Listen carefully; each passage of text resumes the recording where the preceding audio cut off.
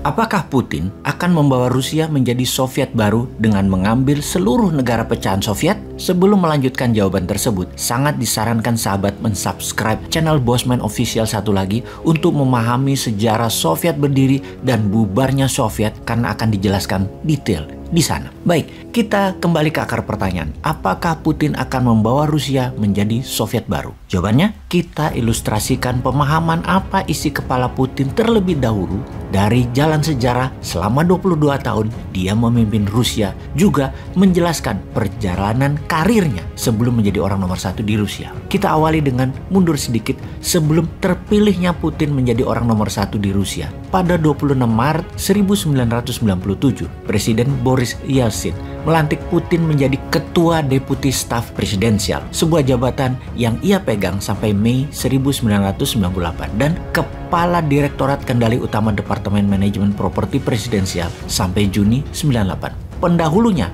pada jabatan tersebut adalah Alexei Kudrin dan penggantinya adalah Nikolai Patrushev. Keduanya adalah politikus berpengaruh pada masa depan dan orang-orang Putin saat ini. Pada tanggal 25 Juli 1998, Yeltsin menunjuk Putin sebagai direktur dari Dinas Keamanan Federal atau FSB, Badan Intelijen dan Keamanan Utama Federasi Rusia, dan sebagai penerus KGB. Baik sahabat, informasi ini adalah kata kunci penting, direktur FSB.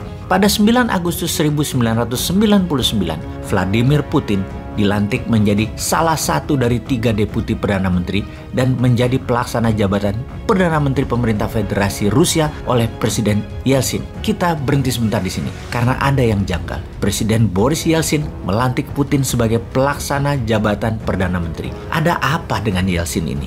Ada peristiwa apa sesungguhnya? Pada tanggal 4 September 1999, sebuah bom meledak di kota Buinas. Kemudian pada 9 September bom meledak lagi di Moskow. Putin langsung menangani peristiwa serial pemboman tersebut yang dituduhkan ke kelompok pemberontakan Chechnya.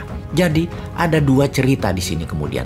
Kita kupas dulu jabatan politik Putin, baru cerita serial pemboman tersebut. Pada 31 Desember 1999, Yeltsin secara tiba-tiba mengundurkan diri dan berdasarkan konstitusi Rusia, Putin menjadi pelaksana jabatan Presiden Federasi Rusia. Dekret presidensial pertama yang Putin tanda tangani pada tanggal 31 Desember 1999 tersebut diberi judul Atas Jaminan untuk Mantan Presiden Federasi Rusia dan Para Anggota Keluarganya. Dekret tersebut menyatakan bahwa tuduhan korupsi terhadap presiden yang baru mengundurkan diri tersebut dan kerabat-kerabatnya dipetieskan. Kemudian 12 Februari 2001, Putin menandatangani sebuah hukum federal yang sama yang mengganti Dekret 1999, kasus tuduhan Putin dalam ekspor metal di tahun 1992 yang dibuka kembali oleh Marina Salye, namun Marina dibungkam dan dipaksa meninggalkan Saint Petersburg. Ketika persiapan calon presiden Rusia di tahun 2000, di mana para persaingnya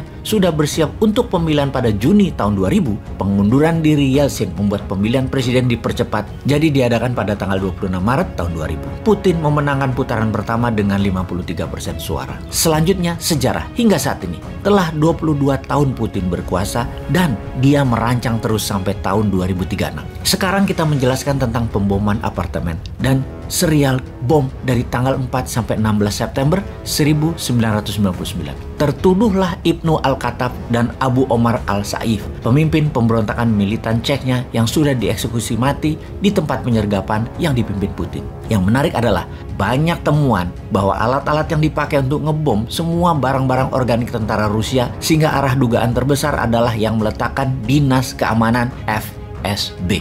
Bahkan keganjilannya berikutnya adalah pejabat DPR Rusia, Duma, menyatakan akan ada bom di kota Volgodon yang ternyata beberapa hari kemudian kejadian beneran. Terlalu tepat informasinya yang dilakukan oleh orang nomor 1 Duma yang merupakan kamrat sobatnya Putin tersebut. 3 hari kemudian keluar pengumuman resmi pemerintah Rusia yang dituduhkannya militan Chechnya pemboman tersebut, namun dibantah oleh Presiden Chechnya kala itu, Aslan Maskadov. Ketika banyak keanehan dalam alat-alat yang ditemukan di lapangan di sekitar apartemen Ryazan pada tanggal 22 September tersebut. Maka pada tanggal 23 September, Putin memerintahkan membom Grozny, kota di Chechnya yang kemudian menjadikan perang kedua di Chechnya antara Rusia dengan militan Chechnya. Pengamat intelijen menyimpulkan, Putin memang menarget gerakan pemberontakan Chechnya, dicarikan alasan untuk memberangus dengan sebuah cerita bom, dan dengan strategi yang sama dia mendapat perhatian masyarakat sebagai war hero dan mendapat simpati Yeltsin, presiden Rusia kala itu.